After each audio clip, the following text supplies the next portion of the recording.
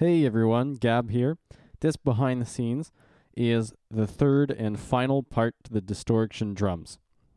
In this episode, I'm going to take a look at the overall sound of the drums during the really crooked, waltzy section and go through a run through of all the tone changes that I've done. Now, just a reminder that this section isn't in the demo that you guys can currently listen to. It is a new section. So I'll just jump into it right away here. The first thing that I want to look at is the bass drum. Here is the regular sound of what I recorded myself on the drums.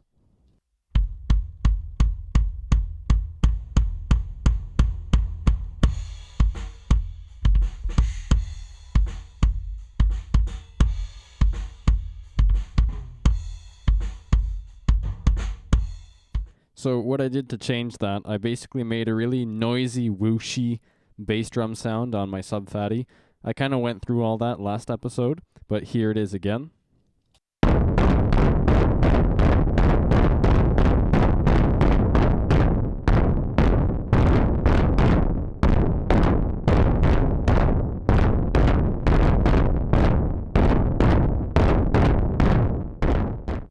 As a drum sound, I found this kind of lacked a little bit of definition though, so I went ahead and combined both sounds. Here's what it sounds like together.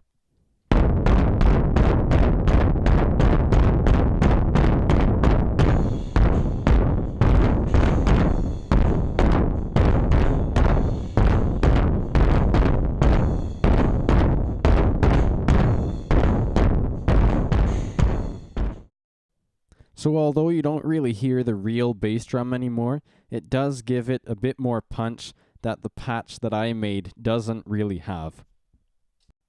Next up is the snare drum. Here's what the track I recorded sounds like.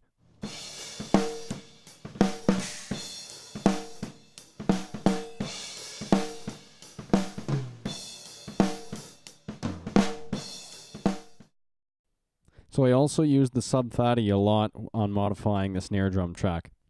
In the first part of the Distorgtion drums behind the scenes, I did a live synthesis of a really gritty snare drum patch on the sub-fatty, and I did end up changing it a little bit though.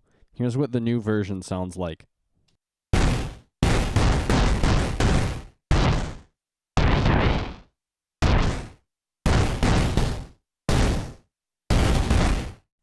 I also mentioned in that video that I would probably combine that sound with a weird reamp of the snare drum track, and so I did reamp that track through the sub-fatty. Like I said, I used that a lot on this, and here's what it gave.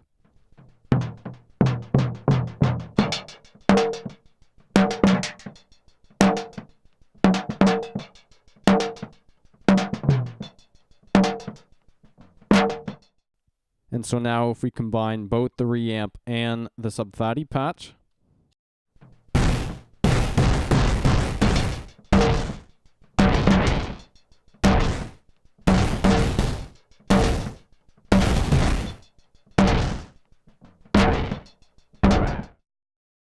so that gives us a really weird sounding snare drum.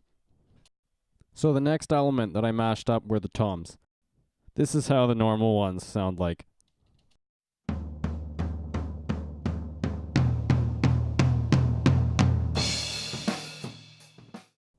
I didn't do as much weird stuff on these guys. Basically all I did was drive up the tube saturation on Sonar's Pro channel. And this is more or less the same thing as driving up the input on a tube amp or a tube preamp. It just doesn't sound quite as real because it's a plugin. Anyway, here's what the new toms sound like.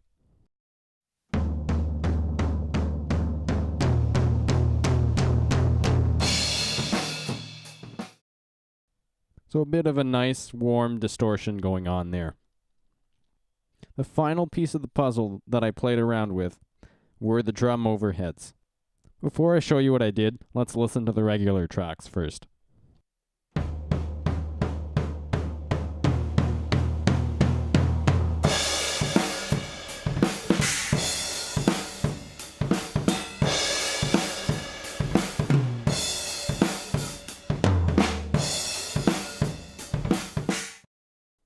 While I'm talking about these tracks, I'll mention that I recorded them with the Glyn Johns approach. which is a really cool method for natural sounding drums. And it works well on a budget too. Getting to the tone modifications, all I did was pass each track through a Boss high band flanger pedal. Here's what we get.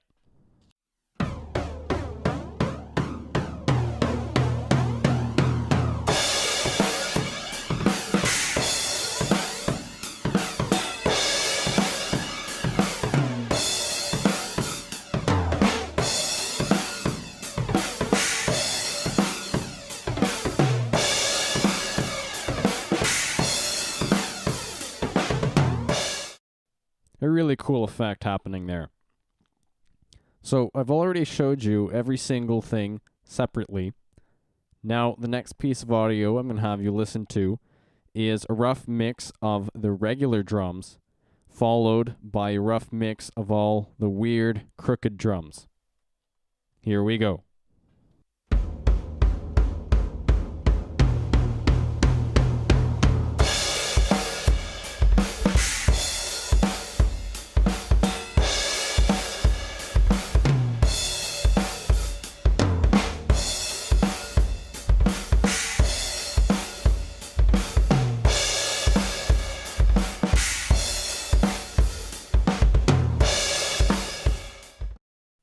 And now the weird mix.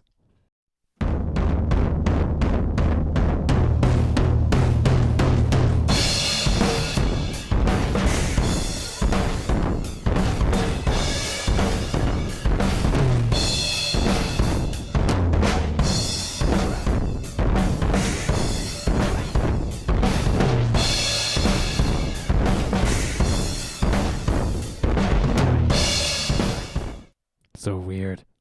Ugh. Anyways, guys, that's all for this episode. I hope you enjoyed. If you did, I'd really appreciate a like and a comment. For next episode, I'm going to talk about some ideas that I tried out for the ending of Tension Droplets and the ones that did finally make it through and will see that song to an end. So make sure to subscribe so you don't miss out on that. And thank you everyone for watching this video. I'll see you next time.